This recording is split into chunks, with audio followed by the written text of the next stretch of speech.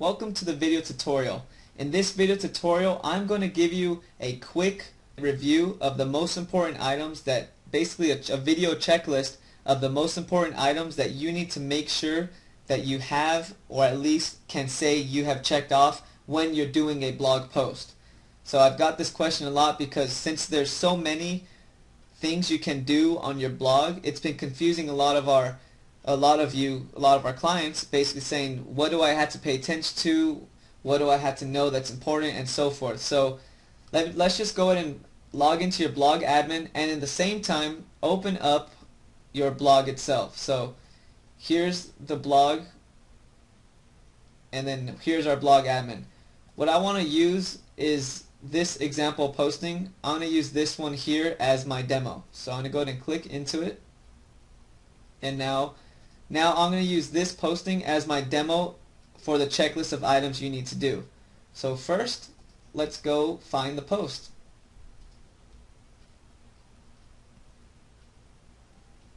Here it is.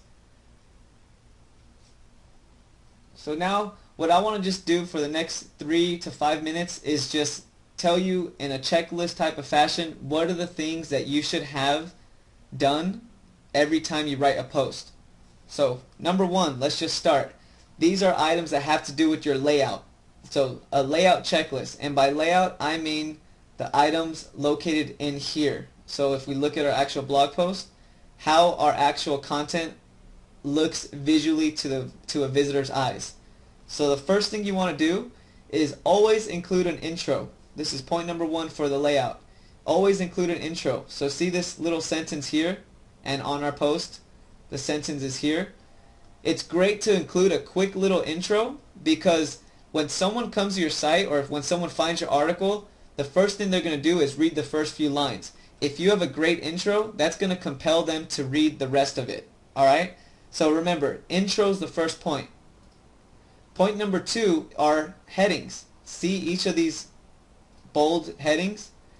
You want to make sure that your blog content, and now I'll go to the article itself, you want to make sure your blog content is separated into headings. The reason this is the case is that it makes your blog easier to scan. So when visitors are scanning through this, it makes it easy on them to get an idea of, first they read your intro and now they're going to skim your headings. It gives them an idea of what your article is about and compels them to read all of it. Now the next section that I want you to be able to make sure you add is always include one image. Now you'll see here that there's not one image, but on our blog post there is. The reason is that in order to add images, you don't have to go through this method here all the time. You can also add them through your post image and thumbnail settings here. Alright, so anytime you add an image, definitely always do the following two in these post image and thumbnail sections. Always include a post image alt text here, and then always include a thumbnail image alt text here. You don't have to worry about everything else. Don't worry about this, don't worry about these positioning as well as these, or the thumbnail dimensions, and even the thumbnail URL. The main things you need to get are, if you want to put an image into your post, either paste the code here, put an alt text here, and put an alt text here. That will handle your image showing up here. And also, let's go to just the blog layout. That will handle putting the little thumbnail image here for you when you use your post image and thumbnail settings. Now, just as a heads up, I know there's a lot more options here. If you're curious on what all the rest of this stuff means and what it does, look up the video tutorial on advanced post settings. Remember, this is a checklist review, so it assumes you already know this stuff. Alright, so look up the tutorial on advanced post settings, in which I go over all of these boxes, scrolling all the way to down here. Alright, so this was a quick checklist. Remember, when you insert an image, put the link here, put your post image or your alt text here, and then your alt text here under the thumbnail image. You don't need to worry about everything else. The rest of the stuff will happen automatically for you. Alright, so that was point number 3. So far we had our introduction, our headings, and then our post image. Now you can also insert images through this standard box and insert them here. If you don't know how to do that, check out the video tutorial on how to insert images, and you'll see exact direction on how to do it. So now we've got the three first basics covered. The next thing you want to do for your layout itself, which means, let's go to our blog article. For the layout itself is link to other people if it's relevant to your article. So here in this example, notice I have a link here. This is up for debate. One thing government may do is it may raise taxes for the other areas. Notice how this is a link to what should be an article about what the text says. So what you need to do in your admin panel is try to at least, whatever the subject matter is that you're talking about, try to link out to one relevant place that helps a user when they view it. It helps them get more information or learn more about whatever it is you're talking about. So try to link out if possible and if it's relevant. So don't waste an hour trying to find the link, but just understand that's a great tip to do. Now, when you add the link, make sure that the text itself is the link. And if you don't know how to do all that, then check out the video tutorial on how to add links and then how to add images as well, because they're both in the same tutorial.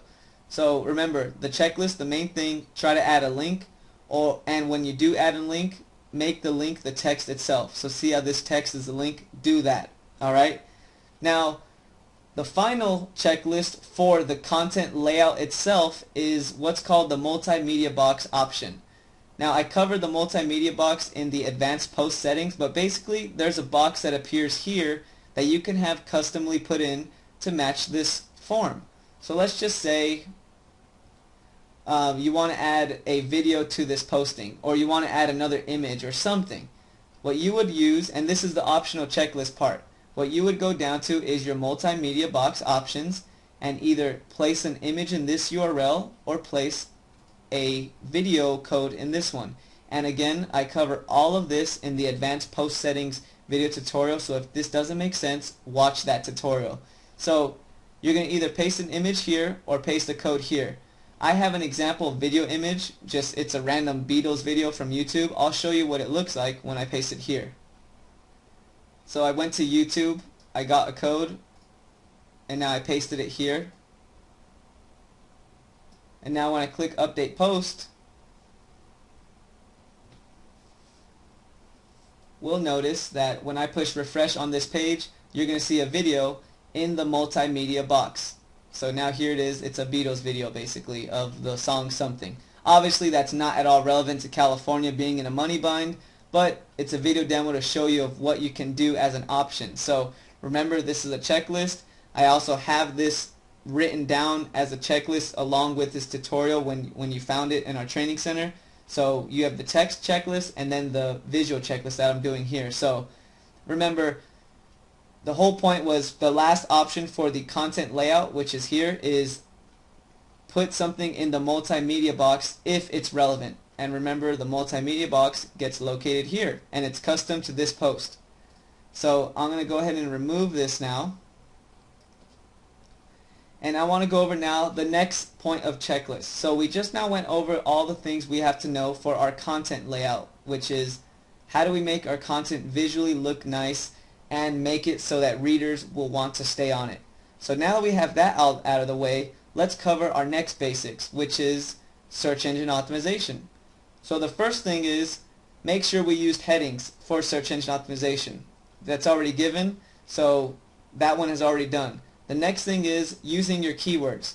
Obviously this is a demo, so I don't really have loads of keywords I'm using, but I want to just make the point that you want to use your keywords in your title. And let me back up. When it sounds relevant and when it does make sense to use it, try to use it most importantly in the following places. In your title, here. Try to use it in your introduction, here. Use it in your headings, but you don't have to use them in your headings. Use them only if it makes 100% sense to do it, and if the rest of your content is going to at least touch on that exact keyword. And then lastly, try to link to a resource that uses the keywords or related keywords, basically. So we had our title, our headings, our introduction, are a link if possible, and then of course this entire box here called SEO details and additional style. What you want to do is make sure that under custom title tag you put in a unique title tag. And by unique title tag, it means make sure it sounds different enough than the title here. Alright? And think about this. This title here is descriptive to a visitor reading the rest of the article you've written, while this title tag is more of it's your bait. Picture someone being on the search engines and they see your title tag here. It should be consumer oriented to get them to click on it. So try to use your keyword here and put a custom one if it makes relevant sense to use your keyword. The next section you want to make sure you cover for SEO is here under meta description, and put in a nice 160 character description, 160 to 180 character description, and try to use your keyword once or twice if it makes relevant sense.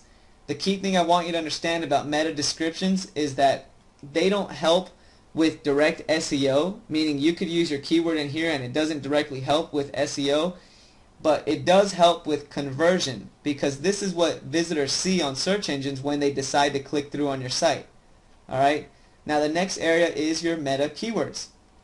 And again, keywords, make these very general and don't get carried away. Only do like 3 or 4 keywords.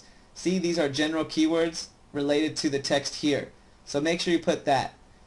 And that pretty much would cover all of your basics for your SEO items that you should make sure you include as a checklist for all your postings.